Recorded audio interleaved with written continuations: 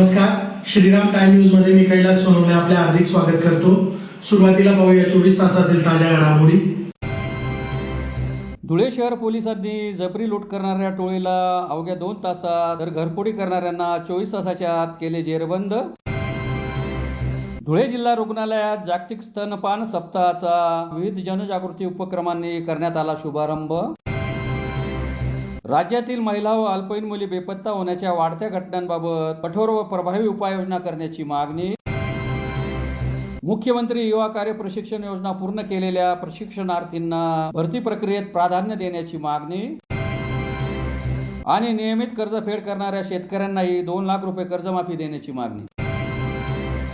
आता बातमीपत्र विस्ताराने। धुळे शहर पोलीस ठाण्याच्या पथकाने धडक कारवाई करत जबरी लूट करणाऱ्या टोळीला अवघ्या 2 तासात जेरबंद केले तर घरफोडी करणाऱ्यांना 24 तासाच्या आत निष्पन्न करत दोन्ही कारवायांमध्ये आरोपींकडून 1,81,000 रुपयांचा मुद्देमाल जप्त करण्यात आला आहे। धुळे शहर पोलीस ठाण्याच्या पथकाने धडक कारवाई करीत जबरी लूट करणाऱ्या टोळीला अवघ्या 2 तासात जेरबंद करीत घरफोडी करणाऱ्यांना 24 तासाच्या आत निष्पन्न केले असून त्यांच्याकडून दोन्ही कारवायांमध्ये 1,81,000चा मुद्देमाल जप्त करण्यात आला आहे। आरोपींमध्ये बाल गुन्हेगारांचाही समावेश असल्याचे स्पष्ट झाले आहे। याबाबत अधिक माहिती अशी की 27 जुलै रोजी रात्री 9 वाजेच्या सुमारास धुळे शहरातील रामनगर युवराज ड्रीम पॅलेसच्या मागच्या बाजूला राहणारे फिर्यादी प्रसाद चंद्रकांत सरदार वय 19 राहणार भीमनगर साक्री रोड धुळे या तरुणाला टोळीने गाठले। आरोपींनी काठी बेल्ट आणि हाताबुक्क्यांनी मारहाण करून त्याच्या पॅन्टच्या खिशातील 10,000 रुपये रोख रक्कम जबरीने हिसकावून घेतली। या प्रकरणी धुळे शहर पोलीस ठाण्यात गुन्हा नोंदवण्यात आला होता। या घटनेचे गांभीर्य ओळखून पोलिसांनी तात्काळ तपासाची चक्रे फिरून आरोपी सनी साहेबराव सोनवणे वय 18 राहणार शनीनगर साक्री रोड धुळे, मोहित महेंद्र ठाकूर वय 21 राहणार उत्कर्ष कॉलनी संगमत चौक धुळे आणि 3 विधी संघर्षित बालकांना अवघ्या 2 तासात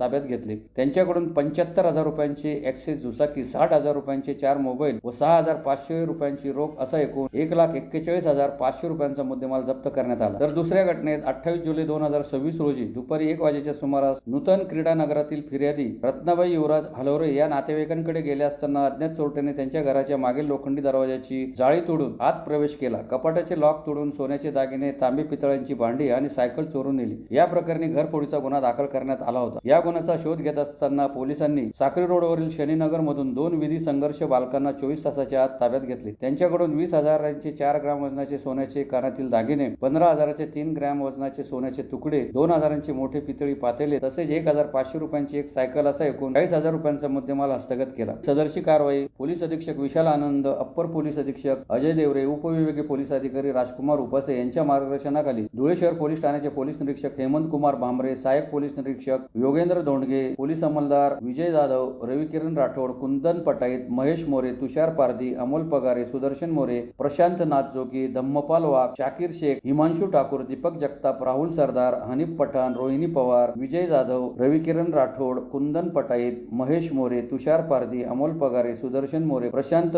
नागजोगी, धम्मपाल वाघ, शाकीर शेख, हिमांशु ठाकूर, दीपक जगताप, राहुल सरदार, शाहिद शेख आदींनी केली। धुळे जिल्हा सामान्य रुग्णालय व महिला बाल रुग्णालयाच्या संयुक्त विद्यमाने दिनांक 1 ते 7 ऑगस्ट जागतिक स्तनपान सप्ताह उत्साहात साजरा करण्यात येत असून मंगळवारी जिल्हा रुग्णालयात या सप्ताहाचा विविध जनजागृती उपक्रमांनी शुभारंभ करण्यात आला। धुळे जिल्हा सामान्य रुग्णालय व महिला बाल रुग्णालयाच्या संयुक्त विद्यमाने दिनांक 1 ते 7 ऑगस्ट जागतिक स्तनपान सप्ताह उत्साहात साजरा करण्यात येत असून मंगळवारी जिल्हा रुग्णालयात या सप्ताहाचा शुभारंभ विविध जनजागृती उपक्रमांनी करण्यात आला। कार्यक्रमाची सुरुवात अल्फा अग्रवाल व प्रमुख अतिथींच्या हस्ते दीप प्रज्वलन व प्रतिमा पूजन करून करण्यात आली। यावेळी शासनाने निश्चित केलेल्या शाश्वत जीवनाच्या सुरुवातीसाठी स्तनपान जे प्रभावी आहे ते अधिक बळकट करा या घोषवाक्याचे उद्घाटन करण्यात आले। यावेळी पारिचारिका प्रशिक्षणार्थी विद्यार्थिनींनी स्तनपानाचे महत्त्व अधोरेखित करणारे प्रभावी पथनाट्य सादर करून उपस्थितांची मने जिंकली। तसेच स्तनपान जनजागृती संदर्भातील माहितीपूर्ण पोस्टर्स प्रदर्शनही भरवण्यात आले। जिल्हा शल्य चिकित्सक डॉक्टर रवींद्र सोनवणे, अल्फा अग्रवाल आदींनी उपस्थितांना मार्गदर्शन केले। जिल्हा शल्य चिकित्सक डॉक्टर रवींद्र सोनवणे यांच्या मार्गदर्शनाखाली सदर कार्यक्रमाचे आयोजन करण्यात आले होते। यावेळी महापौर मायादेवी परदेशी, बेटी बचाओ बेटी पढाओ अभियानाच्या प्रमुख संयोजिका अल्फा अग्रवाल, उपमहापौर जोशना पाटील, माजी नगरसेवक प्रफुल्ल पाटील, अतिरिक्त जिल्हा शल्य चिकित्सक डॉक्टर महेश बडांके, डॉक्टर दिनेश दैते, डॉक्टर हेमंत चौधरी, डॉक्टर गीतांजली सोनवणे,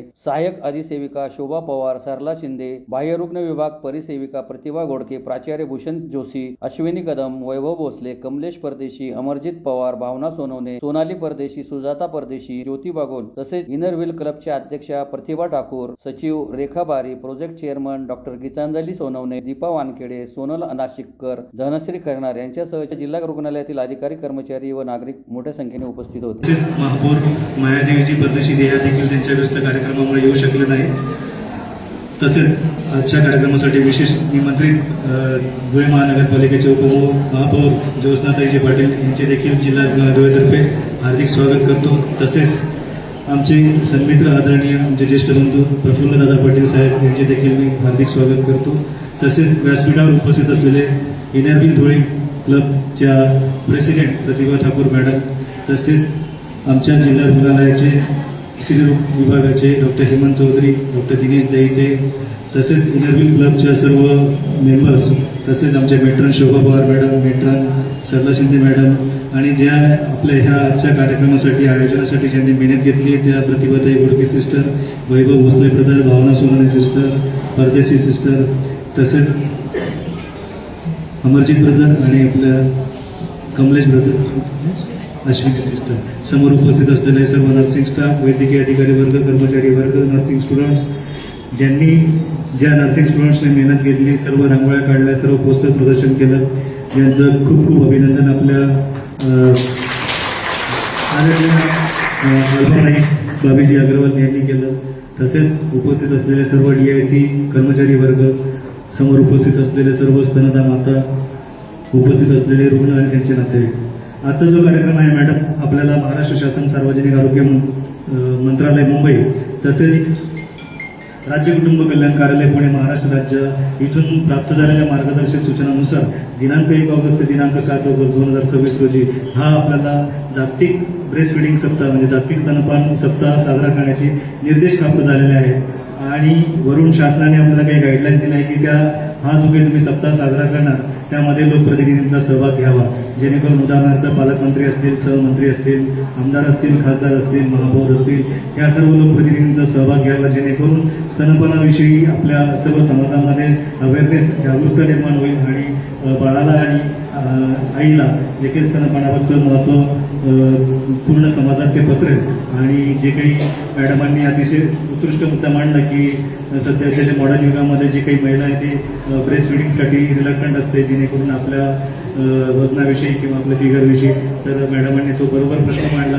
त्याच अनुषंगाने शासनाने ह्या मार्गदर्शक सूचना दिलेल्या आहेत. आणि लोकप्रतिनिधींच्या तसेच NGO म्हणजे इनर व्हील क्लब धुळे यांच्या संयुक्त विद्यमानाने आपण ज्या काही NGOज आहेत तसेच जिल्हा रुग्णालय धुळे यांच्या संयुक्त विद्यमाने हा आपण कार्यक्रम संपन्न करत आहोत. आणि ह्या स्तनपानाविषयी आपण जे काही समाजामध्ये जे काही मीच असतील, जे काही रूढ झालेल्या संकल्पना असतील, ते आपल्याला याचं महत्त्व विशद करायचं आहे. आणि सर्व स्तनदा मातांना आपल्या बाळकाला स्तनपान करण्याविषयी प्रमोट करायचं आहे, कारण की त्याचे फायदे खूप आहेत. स्तनपान केले की त्या महिलेला स्तनाचा कर्करोग होण्याचा संभव कमी असतो, अंडाशयाचा कर्करोग होण्याचा संभव कमी असतो. तसेच बाळ आणि आईची बॉन्डिंग खूप वाढते, त्याच्यामुळे बाळाला जन्म झाल्या अर्धा ते 1 तासाच्या आत स्तनपान केलं पाहिजे. जेवढा कॉन्टॅक्ट वाढतो तेवढं त्यांची बॉन्डिंग वाढते आणि त्या बाळाची रोगप्रतिकार शक्ती देखील वाढते. तसेच त्याला बाळाला पुढे मधुमेह होऊ शकत नाही, मधुमेह झाला, रक्तदाब झाला, असे जे काही आजार असतात त्याला भविष्यात टाळतात, त्याची परिस्थिती तब्येत उत्कृष्ट जाते. त्या अनुषंगाने आपल्याला शासनाने काही मार्गदर्शक सूचना केल्या आहेत, म्हणून हा आपण कार्यक्रम संपन्न केलेला आहे इथं.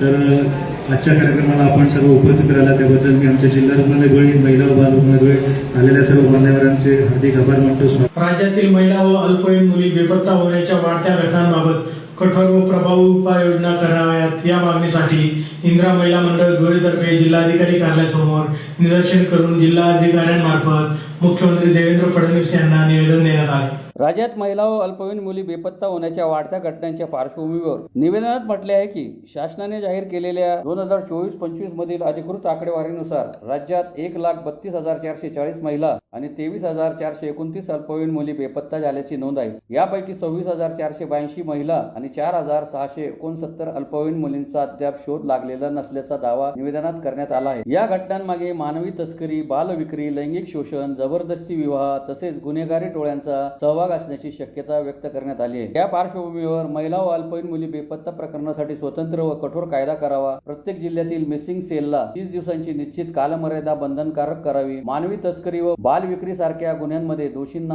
आजीवन कारावासाची तरतूद करावी. शाळा, महाविद्यालये, बस स्थानके, रेल्वे स्थानके व सार्वजनिक ठिकाणी उच्च दर्जाची सीसीटीव्ही व्यवस्था बंधनकारक करावी. बेपत्ता प्रकरणांची माहिती पारदर्शक पद्धतीने ऑनलाईन उपलब्ध करून द्यावी. तसेच पीडित कुटुंबांना मोफत कायदेशीर मदत व मानसिक समुपदेशन उपलब्ध करून द्यावे अशा मागण्या निवेदनात करण्यात आल्या आहेत. यावेळी मीरा सरोज, प्रभा परदेशी, दीपाली सूर्यवंशी, मनीषा गवळे, गायत्री पाटील, प्रतिभा पाटील, तेजस्वनी मोरे, सुनीता महाले, सुरेखा मोरे, गायत्री पाटील, रंजना मोरे, सीमा मिस्त्री, प्रगती मिस्त्री, सुनंदा साबळे, माधुरी राजपूत, जयश्री कैरनार, नंदनी ठाकरे, भारती सूर्यवंशी, मीनाक्षी केदार, वैशाली देवरे आदी उपस्थित होते. आम्ही इंदिरा महिला मंडळाच्या वतीने कलेक्टर साहेबांच्या मार्फत महाराष्ट्राचे लाडके मुख्यमंत्री देवेंद्रजी फडणवीस साहेब यांना निवेदन देण्यासाठी आलो होतो. विषय आमचा असा आहे की ज्या महाराष्ट्रभर आपण पाहिलं असेल 2024चा आकडा आहे 1,32,440 मुली गहाळ झालेल्या आहे आणि 2025 मध्ये 48,800 काहीतरी मुली विधानसभेमधला हा आकडा आहे.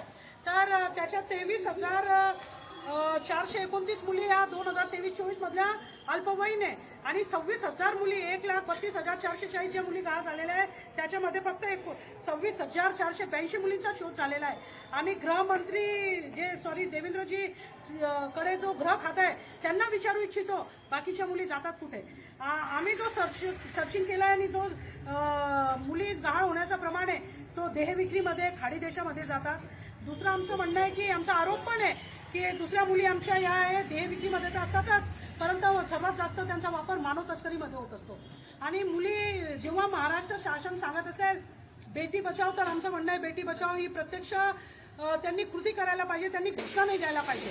आणि चित्रा वाघ मॅडम ज्या दरवेळेस मीडियामध्ये येऊन सांगत असतात की असे आकडे आलेले, लव जिहादचे असे आकडे, मॅडमला सांगू इच्छितो 1-1 लाख मुली महाराष्ट्रभर गहाळ होत असतील तर मॅडमने याच्यावर पण मोठ्या प्रमाणात पाऊल उचलायला पाहिजे. आज या प्रत्येक घराच्या आया माझ्याबरोबर आलेल्या आहे. प्रत्येक महिला ही आई असते आणि तुम्ही पाहिलं असेल की फक्त ग्रामीण भागातल्याच मुली सर्वात जास्त प्रमाणात गहाळ होत असतात. आणि गहाळ झाल्या तर मुली गहाळ झाल्या तर त्यांचा शोध लागत नाही. पोलीस स्थानकावर लोकांना थारा दिला जात नाही. गोरगरीब पालक गेले तर त्यांना कुठेच थारा दिला जात नाही. काही वेळेस असे उत्तर येतात पोलीस डिपार्टमेंटकडून की आम्हाला एवढेच काम आहे का, अशाही लोकांना ऐकावं लागतात. आणि मुली ज्या गहाळ होतात त्या कधी तुम्ही पाहिल्या असाल उच्च शिक्षित, उच्च कुटुंबाच्या आमदार असतील, खासदार असतील, मिनिस्टर असतील किंवा XYZ मोठे उद्योजक असतील, अशा मुली तुम्हाला गहाळ होताना दिसत नसतील. मग सर्वसामान्य जो इन्कम टॅक्स देत असतो त्यांनी पाप केलेलं आहे का? आणि पाप केला असेल तर गृह खात्याने जनतेला सांगावा की आम्ही सक्षम नाहीये की तुमच्या मुली आणून द्यायला. म्हणून आमची विनंती पण आहे, जाहीर विनंती पण आहे, रोष पण आहे शासनावर. आणि पुन्हा देवेंद्रजींना आमची विनंती आहे की त्यांनी गहाळ मुलींचा तातडीने शोध लावायला पाहिजे. आणि यापुढे शासन जर घोषणा देत असेल बेटी बचाव तर त्यांनी घोषणा देणं बंद करायला पाहिजे आणि आमच्या मुली आम्हाला सापडायलाच पाहिजे. नाहीतर मग तुम्ही त्या पद्धतीने शासनामधून जे गृह खातं आहे तुमच्यापेक्षा सक्षम व्यक्तीकडे ते खातं वर्ग केलं पाहिजे अशी आमची विनंती आहे. मुख्यमंत्री युवा कार्य प्रशिक्षण योजना पूर्ण केलेल्या प्रशिक्षणार्थींना विविध शासकीय, निमशासकीय कार्यालय तसेच कंत्राटी भरती प्रक्रियेत प्राधान्य द्यावे या मागणीसाठी संत बागडे बाबा मानव मित्र संघटना, महाराष्ट्र राज्य व युवा प्रशिक्षणार्थी संघटना साक्री तालुक्यातर्फे जिल्हाधिकारी कार्यालयासमोर निदर्शने करून निवेदन देण्यात आले. मुख्यमंत्री युवा कार्य प्रशिक्षण योजना पूर्ण केलेल्या प्रशिक्षणार्थींना विविध निमशासकीय, शासकीय कार्यालय तसेच कंत्राटी भरती प्रक्रियेत प्राधान्य द्यावे या मागणीसाठी श्री संत बागडे बाबा मानव मित्र संघटना, महाराष्ट्र राज्य व युवा प्रशिक्षणार्थी संघटना साक्री तालुका यांच्या वतीने जिल्हाधिकारी कार्यालयासमोर निदर्शने करून निवेदन देण्यात आले आहे. निवेदनात म्हटले आहे की राज्यातील सांगली, जालना, रायगड व जळगाव जिल्ह्यांप्रमाणे धुळे जिल्ह्यातही प्रशिक्षणार्थींना रोजगाराच्या संधी उपलब्ध करून देण्यासाठी आवश्यक आदेश काढावे. शासनाच्या 9 जुलै 2024 रोजीच्या शासन निर्णयानुसार प्रशिक्षण पूर्ण केलेल्या उमेदवारांना संबंधित उद्योग व आस्थापनांमध्ये संधी देण्याची तरतूद असून त्याची प्रभावी अंमलबजावणी धुळे जिल्ह्यातही करण्यात यावी अशी मागणी करण्यात आली आहे. या संदर्भात लवकर निर्णय घेतल्यास 14 ऑगस्ट 2026 रोजी मानव मित्र संघटनेच्या नेतृत्वाखाली प्रशिक्षणार्थी आमरण उपोषणास बसणार असल्याचा इशाराही देण्यात आला आहे. यावेळी भरत पवार, सूरज गावित, गणेश भांबरे, सविता ऐरे, विजय माळी, धर्मा पिंपळे, मुकेश कोळी, भास्कर पगारे, चेतन पाटील, आनंद पवार, सोनाली ठाकूर, अनिता कुवर, सुप्रिया भांबरे व प्रशिक्षणार्थी उपस्थित होते. राष्ट्रीय संत गाडगे बाबा आणि वैराग्य संपन्न वागडेवांचा विचार डोळ्यासमोर ठेवून आम्ही गेले अनेक दिवस अनेक आंदोलने केली. मुंबईला पायदिंडी काढली, नाशिकला आंदोलन केलं, सांगलीला आंदोलन केलं, नंदुरबारला आंदोलन केलं, धुळेला निवेदन दिलं, अनेक जिल्ह्यांमध्ये निवेदन दिलं, पण तरी देखील हे सरकार गांभीर्याने विचार करायला भाग पाडत नाहीये. म्हणून पुन्हा एकदा ज्या पद्धतीनं पूर्ण राज्यामध्ये 36 जिल्ह्यामध्ये माझा दौरा झालाय, प्रत्येक जिल्ह्यामध्ये पत्र निघतंय, पण आज धुळ्यामध्ये पत्र निघत नाही. म्हणून ह्या विभागाचे जे कौशल्य विभाग आहे त्या खात्याचे जे आयुक्त साहेब आहेत त्यांना मी पत्र देतोय. जर आमच्या मागण्या येत्या 13 तारखेपासून मान्य नाही झाल्या तर आम्ही पुन्हा एकदा कलेक्टर ऑफिसपाशी धुळ्यातील मुख्यमंत्री युवा कार्य परिषदेच्या विद्यार्थ्यांच्या माध्यमातून आम्ही अमरण उपोषण करण्याचा इशारा देखील आम्ही या माध्यमातून देतो. सरकार एकीकडे तरुणांना वाऱ्यावर सोडणार नाही म्हणून सांगतोय. ज्या मुलांचं शिक्षण किती आहे 6,000, 8,000 आणि 10,000 पगारावरती ही मुलं काम करतात आणि ह्या मुलांना चांगल्या पद्धतीने क्वालिफाय ज्या ठिकाणी शिकतात त्या ठिकाणी गरज आहे त्या ठिकाणी त्यांना हाताला काम देतो म्हणून सांगितलं. पण आज ही मुलं रस्त्यावर उतरावं लागतात. जी परिस्थिती दिल्लीमध्ये घडली ती परिस्थिती जर महाराष्ट्रामध्ये नाही व्हावीशी वाटत असेल तर माझी सरकार मायबाबाला विनंती आहे, ह्या आमच्या मागण्या मान्य करा आणि ज्या ठिकाणी काम करतात तिथं गरज आहे कमी पैशामध्ये आहे ज्या पगारावरती आम्ही काम करायला तयार आहे, आम्हाला तिथं रोजगार द्या. आमच्या मागण्या जर मान्य नाही झाल्या तर येणाऱ्या 13 तारखेला धुळे कलेक्टर ऑफिसवर अमरण उपोषण करण्याचा इशारा देखील मुख्यमंत्री युवा कार्य परिषदेच्या माध्यमातून मी देत आहे. नियमित कर्जफेड करणाऱ्या शेतकऱ्यांना 2 लाख रुपये कर्जमाफी द्यावी यासह विविध मागण्यांसाठी महाराष्ट्र राज्य किसान सभा धुळे जिल्ह्यातर्फे जिल्हाधिकारी कार्यालयासमोर निदर्शने करून निवेदन देण्यात आले. नियमित कर्ज भरणाऱ्या शेतकऱ्यांना 2 लाख रुपये कर्जमाफी द्यावी यासह विविध मागण्यांसाठी महाराष्ट्र राज्य किसान सभा धुळे जिल्हा कौन्सिल तर्फे जिल्हाधिकारी कार्यालयासमोर निदर्शने करून जिल्हाधिकाऱ्यांमार्फत मुख्यमंत्री यांना निवेदन देण्यात आले. निवेदनात म्हटले आहे की महाराष्ट्र शासनाने नुकतीच 2 लाख रुपये पर्यंत कर्जमाफी केली, त्याबद्दल महाराष्ट्र शासनाचे किसान सभा आभार व्यक्त करीत आहे. परंतु नियमित कर्ज भरणाऱ्या शेतकऱ्यांना यामुळे अन्याय झालेला आहे. याचा दुष्परिणाम असा होतो की नियमित कर्ज भरणारा शेतकरी देखील थकबाकीदार होतो. त्याचा परिणाम बँकावर होतो. म्हणून त्यांना देखील पीक कर्जासाठी 2 लाख रुपये पर्यंत कर्जमाफीचा निर्णय घ्यावा. त्यामुळे नेहमीच कर्ज भरणारा शेतकरी वंचित होणार नाही. नियमित कर्ज भरणारा शेतकरी इकडून तिकडून पैसे उचलून आपले सिव्हिल चांगले ठेवण्यासाठी कर्जाची परतफेड करतो. याचा अर्थ तो कर्जबाजारी नसतो असा नाही. नियमित कर्जफेड करणाऱ्या शेतकऱ्यांवर शासनाने अन्याय केल्यासारखी भावना शेतकऱ्यांमध्ये निर्माण झालेली आहे. म्हणून महाराष्ट्र शासनाने मुख्यमंत्री, कृषी मंत्री, सहकार मंत्री यांनी नियमित कर्ज भरणाऱ्या शेतकऱ्यांना 2 लाख रुपये कर्जमाफी द्यावी अशी मागणी करण्यात आली. तसेच वन जमीन धारकांसाठी त्यांना 7/12 मिळावा म्हणून महाराष्ट्र शासनाने नुकतीच घोषणा केलेली आहे. परंतु प्रत्यक्षात बऱ्याच वनधारक शेतकऱ्यांच्या मंजूर क्षेत्र कमी असून प्रत्यक्षात जास्तीचे क्षेत्र वन जमीन धारकांना नोंद झालेली आहे. म्हणून त्यांची प्रत्यक्ष मोजणी करत असताना त्यांच्या ताब्यात जेवढे क्षेत्र आहेत त्याची नोंद 7/12 करण्यात यावी व ताब्यात असलेल्या क्षेत्राचा 7/12 देण्यात यावा अशी मागणी करण्यात आली. यावेळी पोपटराव चौधरी, हिरालाल परदेशी, वसंत पाटील, ॲडव्होकेट संतोष पाटील, अर्जुन कोळी, साहेबराव पाटील, संदीप पाटील, बापू गर्दे, नारसिंग पावरा, सतीलाल पावरा, भरत सोनार, जितेंद्र देवरे, रामचंद्र पावरा, तुळशीराम पाटील, ॲडव्होकेट रोशन परदेशी, ॲडव्होकेट कंवरलाल कोळी आदी उपस्थित होते. आज माननीय कलेक्टर साहेबांना निवेदन दिलं, ते मुख्यमंत्र्यांना आपण निवेदन दिलेलं आहे. त्याची प्रमुख मागणी अशी आहे की संपूर्ण महाराष्ट्रामध्ये महाराष्ट्र किसान सभेतर्फे आज आणि काल 2 दिवस संपूर्ण जिल्हा अधिकारी कार्यालयावर, तालुका कार्यालयावर निवेदन देऊन आपण मुख्यमंत्र्यांकडे मागणी केली आहे की या वेळेला जी कर्जमाफी झाली त्यावेळेला मुख्यमंत्री साहेबांनी निवडणुकीच्या वेळेला 7/12 कोरा 7/12 कोराचा नारा दिला होता. परंतु 23,06,683 शेतकरी वंचित राहिलेले आहेत त्याच्यात की जे नियमित कर्ज भरतात. महाराष्ट्र राज्य किसान सभेची प्रमुख मागणी अशी आहे की 23,06,683 शेतकऱ्यांना देखील तो लाभ मिळाला पाहिजे, जेणेकरून बँकामध्ये डबके येणार नाही आणि जो शेतकऱ्यांमध्ये भेदभाव केलेला आहे तो होणार नाही. सरसकट सर्व शेतकऱ्यांना तुम्ही 2 लाख दिले, त्याप्रमाणे नियमित कर्ज भरणाऱ्या शेतकऱ्यांना देखील 2 लाख रुपये द्या. तसेच या संपूर्ण जिल्ह्यामध्ये जीवन जमीन धारक आहेत त्यांच्या सध्या महाराष्ट्र शासनाने नुकतीच 7/12 उताराच्यासाठी प्रोसिजर सुरू केलेली आहे. त्यामध्ये त्यांच्याकडे जेवढा ताबा असेल किंवा जेवढा कब्जा असेल त्या जमिनीचा 7/12 मिळवा ही एक मागणी आहे. तसेच शिरपूरमध्ये उपजिल्हा रुग्णालय ते अक्षरशः घडतं, तर त्या उपजिल्हा रुग्णालयाला गळती पण थांबावी आणि त्या ठिकाणी रिक्त जागा भरावी आणि सर्व सुखसुविधांसहित त्या रुग्णांना लाभ द्यावा. मराठी शाळा जिल्हा परिषदेच्या डिजिटल करण्यात याव्या अशा मागण्या घेऊन आम्ही आजचे आंदोलन महाराष्ट्र राज्य किसान सभेतर्फे मी ॲडव्होकेट हलाल प्रदेशाध्यक्ष सचिव वसंत पाटील, कार्याध्यक्ष साहेबराव पाटील, आमचे शिरपूर शहराचे अध्यक्ष जितेंद्र देवरे आणि आमचे कार्यकर्ते या ठिकाणी उपस्थित आहेत. आम्ही सर्वांनी शरद पवार निवासी जिल्हाधिकारी यांच्यामार्फत मुख्यमंत्री साहेबांना निवेदन पाठवले. पुन्हा एकदा ठळक घडामोडींवर. धुळे शहर पोलिसांनी जबरी लूट करणाऱ्या टोळीला अवघ्या 2 तासात तर घरफोडी करणाऱ्यांना 24 तासाच्या आत केले जेरबंद. धुळे जिल्हा रुग्णालयात जागतिक स्तनपान सप्ताहाचा विविध जनजागृती उपक्रमांनी करण्यात आला शुभारंभ. राज्यातील महिला व अल्पवयीन मुली बेपत्ता होण्याच्या वाढत्या घटनांबाबत कठोर व प्रभावी उपाययोजना करण्याची मागणी. मुख्यमंत्री युवा कार्य प्रशिक्षण योजना पूर्ण केलेल्या प्रशिक्षणार्थींना भरती प्रक्रियेत प्राधान्य देण्याची मागणी. आणि नियमित कर्जफेड करणाऱ्या शेतकऱ्यांनाही 2 लाख रुपये कर्जमाफी देण्याची मागणी. याचबरोबर श्रीराम टाइम न्यूजचे बातमीपत्र संपले. दिवसभरातील ताज्या घडामोडींसाठी पाहत राहा श्रीराम टाइम न्यूज. भेटूया पुढील प्रसारणात. तोपर्यंत नमस्कार.